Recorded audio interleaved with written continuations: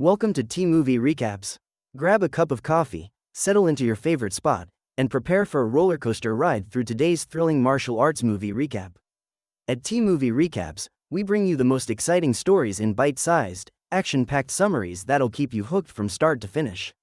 Today's movie introduces a heroine like no other, bold, relentless, and fiercely capable. As her story unfolds, we witness her transformation into a force to be reckoned with, proving she's not just surviving in a world of chaos but dominating it with her martial arts prowess and sharp instincts. Expect jaw-dropping fights, high-stakes drama, and an unraveling mystery that keeps you guessing. So sit back, sip your coffee, and let us guide you through the twists and turns of this electrifying film. The story begins at a somber funeral, where a young woman says her final goodbye to her adoptive father. But just as the weight of loss hangs heavy, an enigmatic stranger arrives and shatters her sense of calm. That man? Mu Young, seemingly just a humble restaurant owner, or so he claims. But really, what kind of restaurateur needs a squad of bodyguards? Unbothered by the watchful eyes of his men, the girl enjoys her meal with an air of defiance, sparking an unexpected tension and an unsettling resentment within Mu Young. With a single look, she silences Mu Young, who awkwardly softens and offers her pickles. Sliding 2 thick stacks of cash over, he calls it a down payment, promising a reward 100 times larger after the job. When she starts muttering to herself, no one reacts. They all know she's grappling with a split personality. Mu Young seizes the moment, describing the heist safe as a Swedish master's final masterpiece, his ultimate retirement work. Intrigued, she's soon thrust into a chaotic heist, stepping over bodies while gripping a locked combination case. In a chilling turn, she personally eliminates the last survivor, proving she's as dangerous as she is drawn to the challenge. As Mu Young's car rolls in, a shocking betrayal takes place. The girl is thrown into a reservoir to erase all traces. But fate has other plans. The water spares her life, and with lightning-quick reflexes, she dodges a bullet by mere inches. Though bruised and battered, her focus shifts to the small white funeral flower still pinned to her hair. Gently dusting it off, she pulls a cloth from her jacket, unveiling her ultimate prize, a vial of serum rumored to bestow superhuman abilities. She doesn't yet know the extent of its power but decides to safeguard it for later. For now, survival is her only priority. Stranded in the wilderness, she must find her way back. Meanwhile, a taxi pulls up in a desolate area, its cramped interior hosting 2 men and a young woman. Her uneasy expression speaks volumes about the danger lurking ahead. The space leaves little room, so one man stays behind with her while the driver steps out for a break. As he steps into the open, reaching for his zipper, a strange noise pierces the silence. He turns his head, scanning the surroundings. Nothing, just an unsettling silence. Without hesitation, she grabs a branch and snaps it in 2. Meanwhile, inside the taxi, the kidnappers struggle to subdue the young woman. One of them steps outside to investigate, unknowingly walking right into her trap. Seizing her moment, she overpowers him, leaving him incapacitated. As she's about to escape, a quick look in the rearview mirror reveals the young woman staggering to her feet, igniting a fire of rage within her. Turning the car sharply, she accelerates toward the remaining kidnapper, mowing him down without remorse. Unsatisfied, she tracks down the driver, slamming her broken branch into the ground beside him as a final warning. Her cold and calculated actions terrify even the young woman she just saved. Overcome with fear, the woman bolts from the car, fleeing into the wilderness. Watching her vanish into the distance, the girl remains unfazed, leaving her to her own fate.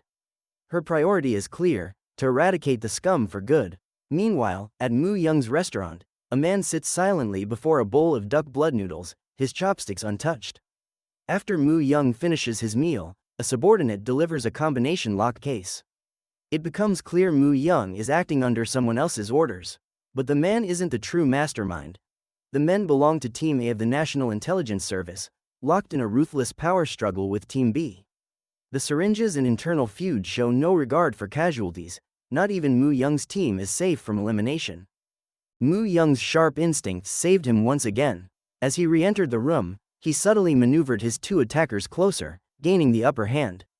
Meanwhile, Ya Zhong lay unconscious in a dingy operating room, where a black market doctor stitched her wounds with mechanical precision.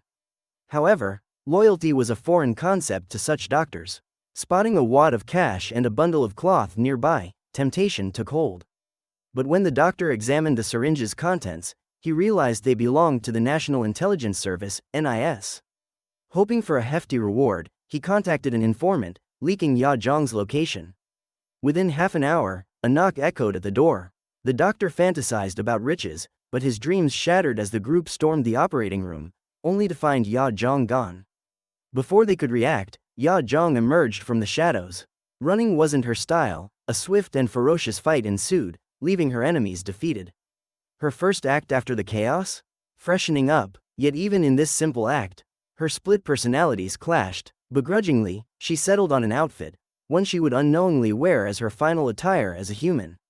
Determined to track down Mu Young, Ya Zhang commandeered a truck, but her journey hit an unexpected roadblock, the deadly assassin Lim Sang. Lim Sang's path led him to a secluded mountain cabin owned by a logger. The man claimed to have encountered a three-armed monster, narrowly escaping death as sunlight burned the creature alive. However, the encounter left the logger with a sinister mark. A drop of the monster's dark liquid had seeped into his eye. Now bedridden, his increasingly bizarre behavior terrified the villagers, driving many to flee. Lim Sang, recognizing the logger as his target, donned his sun hat and aimed his weapon at the man's wife. Sensing danger, the black substance within the logger tried to escape, but Lim Sang acted swiftly, shooting it down. 3 precise shots into the logger's eyes obliterated the creature entirely, ensuring the nightmare wouldn't spread. The battle, however, was far from over. To erase all traces of his mission, Lim Sang set the scene ablaze. Just as he started his car, he received his next target, Mu Young and Ya Zhang. Elsewhere in town, Ya Zhang pulled up at Mu Young's restaurant. Instinctively grabbing a safety pin as she exited the vehicle. To her surprise, the restaurant was unlocked but completely deserted. A photo on the wall depicting 3 people led her to her next clue, the arms dealer, Han Wang.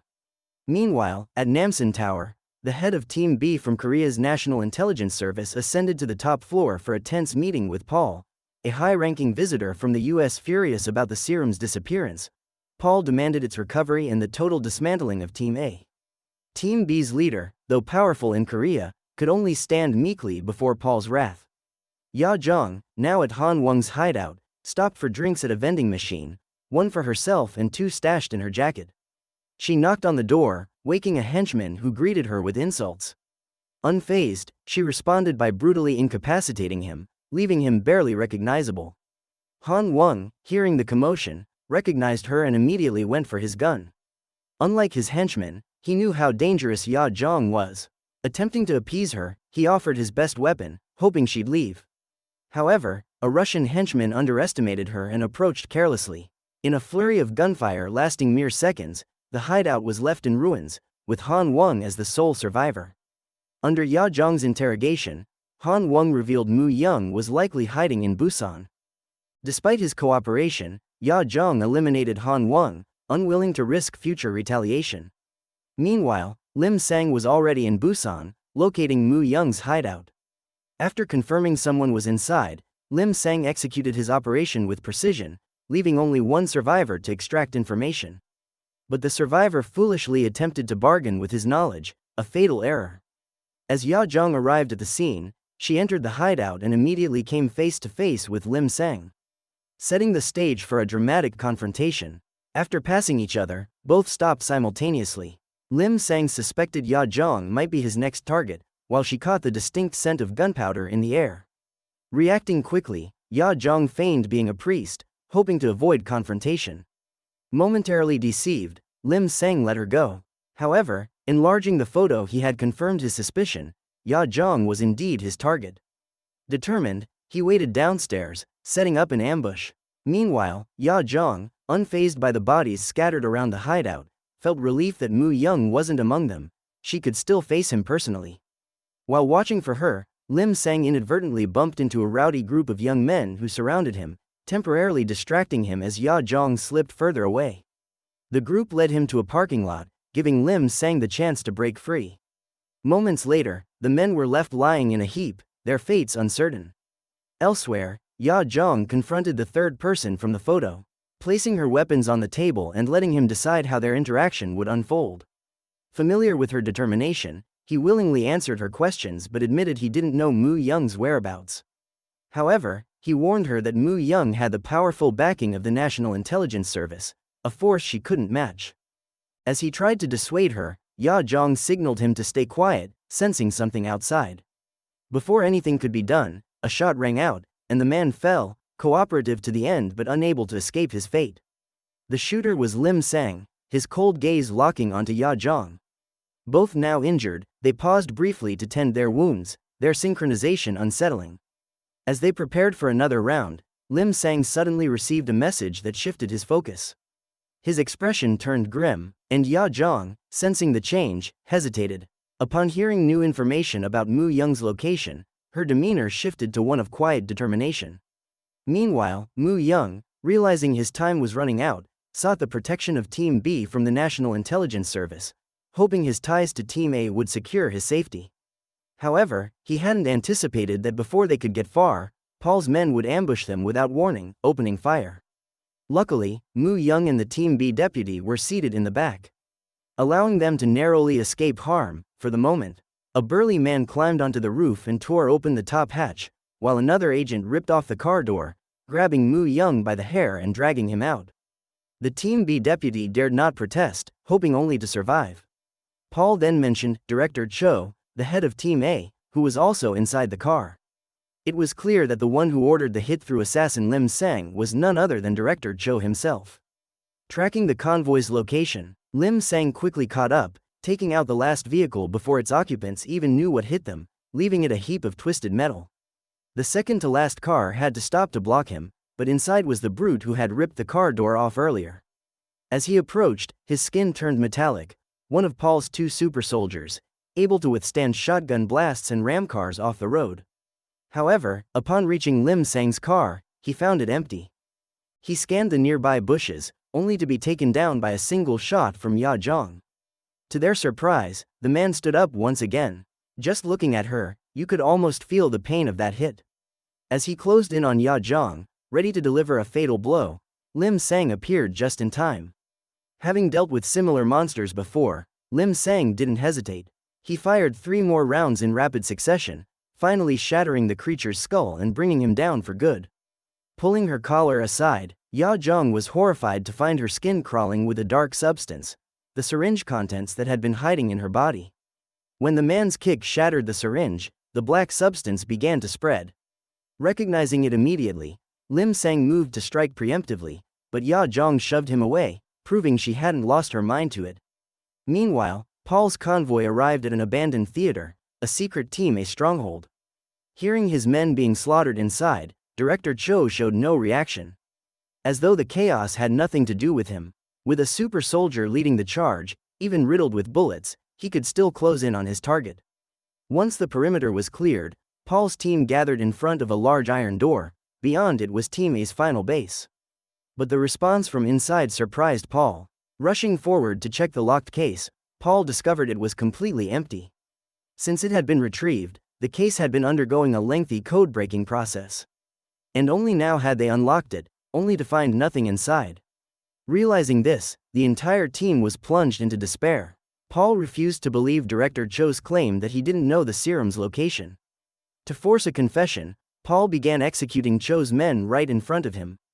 When it was Mu Young's turn, he suddenly realized that only Ya Zhang could open the locked case.